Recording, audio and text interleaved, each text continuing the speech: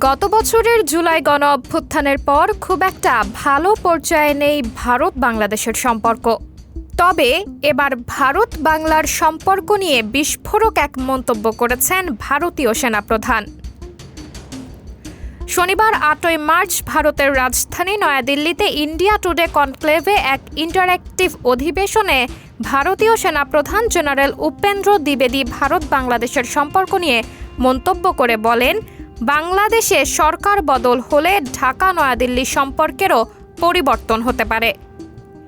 এ সময় পাকিস্তান ও চীনের ঘনিষ্ঠ সম্পর্ক নিয়ে করা এক প্রশ্নের জবাবে ভারতীয় সেনাপ্রধান বলেন, উভয় দেশের মধ্যে উচ্চমাত্রার যোগসাজশ রয়েছে এবং এটা আমাদের মেনে নিতে হবে। এর অর্থ কি?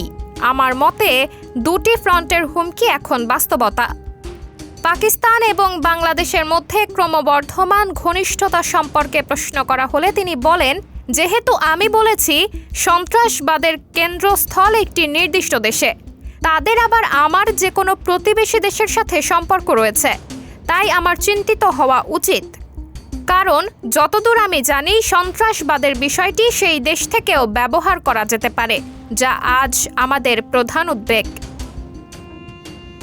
সে সাথে ভারতীয় সেনাপ্রধান এটাও বলেন, বাংলাদেশের ভূমিকা সম্পর্কে এখনই সিদ্ধান্ত নেওয়া অনেক তাড়াতাড়ি হতে পারে। বাংলাদেশে সরকার পরিবর্তনের ফলে ভারতের সঙ্গে তাদের সম্পর্কের পরিবর্তন আসতে পারে। তিনি আরও বলেন, আমি খুব স্পষ্ট করেই বলবো, বাংলাদেশ ও ভারতের বর্তমান সামরিক সম্পর্ক খুবই শক্তিশালী। আমরা নিয়মিতভাবে নোট বিনিময় করি, যাতে যে কোনো ধরনের দ্বিধা দ্বন্দ্ব বা সন্দেহ এড়ানো যায়। পরিশেষে সহাবস্থান, সহযোগিতা এবং সমন্বয়ের আহ্বান জানিয়ে জেনারেল উপেন্দ্র দ্বিবেদী বলেন, যুদ্ধে জড়ানো এই অঞ্চলের দেশগুলোর জন্য ভালো নয়।